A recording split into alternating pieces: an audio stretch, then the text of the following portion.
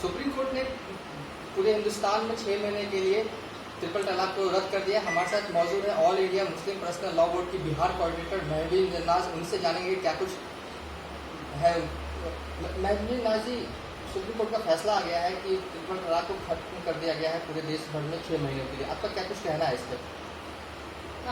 ये इंडिया जो है वो जाना जाता है कई सारे रिलीजन का मिक्स है, जो कि एक साथ रहते हैं बट अपनी अपनी तरीक़ों से जीते हैं, एक साथ रहते हैं अपने अपने तरीके से खाते हैं, किसी तरह का कोई बंडिंग नहीं, किसी को किसी तरीके का प्रॉब्लम नहीं। बट जब ये एक रिलीजन पे इस तरह की बात उठ रही तो कहीं ना कहीं ये इंडिया को शर्मनाक हादसे से गुजरना होगा, लोगों के सामने और सब देशों के सामने बहुत गलत मैसेज जाएगा।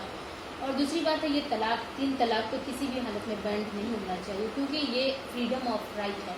और दूसरी बात है कि औरतों के लिए एक आज़ादी है, जिसे कहा जा रहा है औरतों के लिए ये एक अजाब है। नहीं, ये औरतों के लिए एक तरह की आज़ादी है। जब तक उसे पसंद है तब तक साथ रहो, जब तक नहीं पसंद है तो अलग हो जाओ। ऐसा नहीं है ये सिर्फ हक अलग होने का मर्दों को ही मिला है, औरतों को भी खुला कर लो। अगर तुम्हें नहीं पसंद है तो तुम खुला कर लो, और ऑन द स्पॉट खुला कर सकते हो। ऑन द स्पॉट मर्द को पसंद है तो मर्द तलाक ले लेते हैं, और को नहीं पसंद है तो खुला कर लो। तो इतना सिंपल चीज़ को इतना कॉम्प्लिकेटेड करने की ज़रूरत नहीं है गवर्नमेंट को। लेकिन ट्रिपल तलाक को लेकर ये देखा गया था कि महिलाओं के साथ काफ़ी ह्यूमन वायलेशन हो रहा था, ज़बरदस्ती ट्रिपल तलाक दे दिया जाता था। काफ़ी महिलाएं इसकी शिकार हो चुकी हैं पूरे हिंदुस्तान भर में। तो ऐसे में आप कैसे कह सकती हैं कि ये फैसला जो है सुप्रीम कोर्ट का ये गलत है? देखिए, कई सारी जो औरतें जो इस तरह की, मुझे इस बात का बहुत तकलीफ़ है, बट ये लैक ऑफ नॉलेज की वजह से हुई है। और ऐसा नहीं है कि ये सिर्फ मुस्लिम कम्युनिटी की बात है, इससे पूरी इंडिया की औरतें जो है, चाहे वो किसी भी धर्म से ताल्लुक़ रखती हो, सब इसमें सफ़र कर रही हैं। सबको प्रॉब्लम हो रही है, क्योंकि सिर्फ मुस्लिम में ही लैक ऑफ नॉलेज नहीं है शादी को लेकर के। ये सारी और लड़कियों की स्पेशली, जिसे किसी तरीके का घर में नहीं तालीम दी जाती।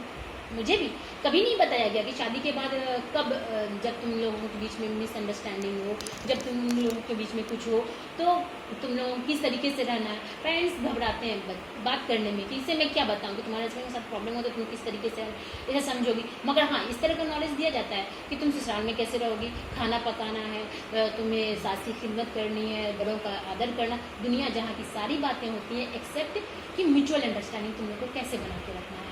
तो मगर औरतों को पाठ पढ़ाया जाता है सब्र करने का। बट आजकल की दौर में जो लड़कियां हैं वो हर तरीके से एजुकेट हो चुकी हैं, मगर वो सिर्फ और सिर्फ मैटरनल लाइफ से एजुकेट नहीं हुई है, जिस वजह से वो भी कहीं ना कहीं अपने जिद के आरे में गलत फैसला ले लेती हैं कि हम एकता हैं, हम यूनिटी में हैं, हमें जो है बराबर का अधिकार है, तो सिर्फ वो क्यों, मैं क्यों नहीं। एग्रेसिव पावर हो जाता है। ये सिर्फ और सिर्फ नॉलेज की कमी है कि शादी की लाइफ हमें कैसे गुजारनी चाहिए। तो मैं सरकार से डिमांड